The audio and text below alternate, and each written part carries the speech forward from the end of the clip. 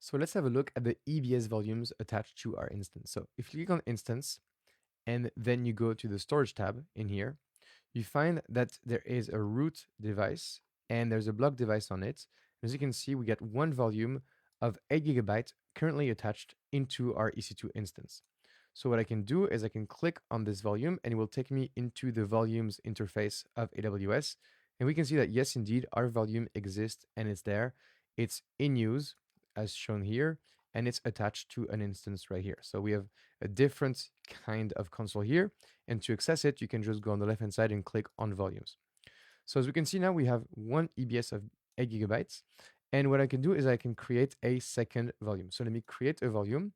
And I will have many options to choose from, GP2, GP3, and so on. But I will just use GP2 of type of size 2 GB. And then for availability zone, I need to choose the same one where my EC2 instance is. So for this, I'm going to go into my EC2 instance in here, and I will find which availability zone it is on. So I scroll down, and it is going to be in the networking one.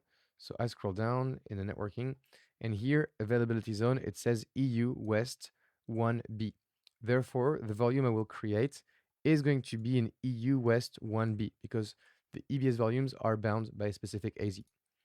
So that's good. I will have it done and create this volume. And now my volume is created.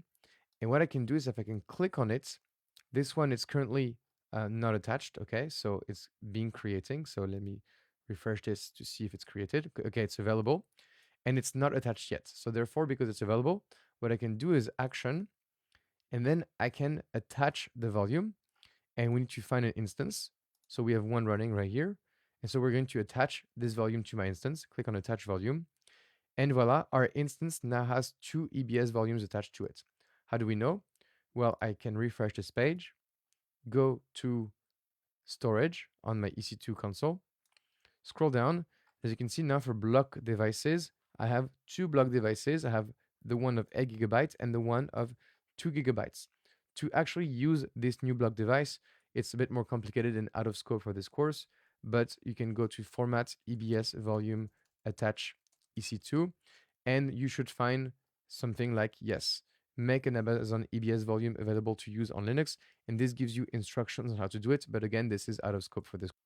So now if I go into my volumes and I create a volume, I can create a volume of 2 GB of GP2, but this time the AZ is going to be EU West 1A and not EU West 1B. So it's going to be a different AZ than the one of my EC2 instance. And the reason I do so is to show you that right now we have 3 GP2 volumes. So let me refresh this. So the last one is available and it's a different AZ, so EU West 1A.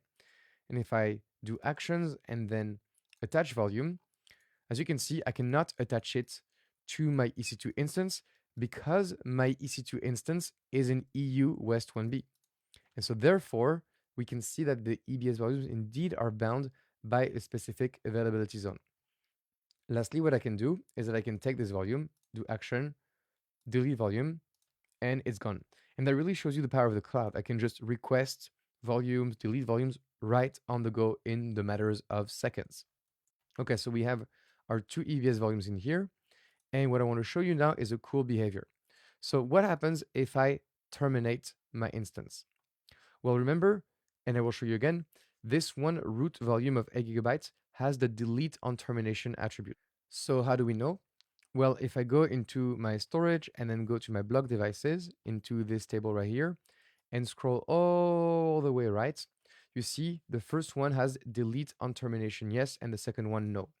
So why this one is yes? Well, I don't know if you remember, but when you go through the process of launching an instance, okay, and then you scroll down to the storage, in here, if you click on advanced, you can see the fact that it is your root of 8 GB, and by default, this delete on termination attribute is yes, which makes sense, but you could set it to no if you wanted to keep the root after terminating your instance. But so this explains why we see from before the yes in this table. And so therefore, if I go ahead and terminate my instance, which I will, so it says successfully terminated, so it's going to really remove it from here. I can go back into my EBS volumes. I can refresh them. And what's going to happen is that this one soon is going to be available. So because it's going to be detached from my EC2 instance, and then it's going to be terminated. So I'm going to pause until this is done. And here we go. So my 8 GB volume has now disappeared. Only my 2 GB volume is left. And if I go to my EC2 console, well, it says that my first instance has been terminated. So that's it for this lecture. I hope you liked it, and I will see you in the next lecture.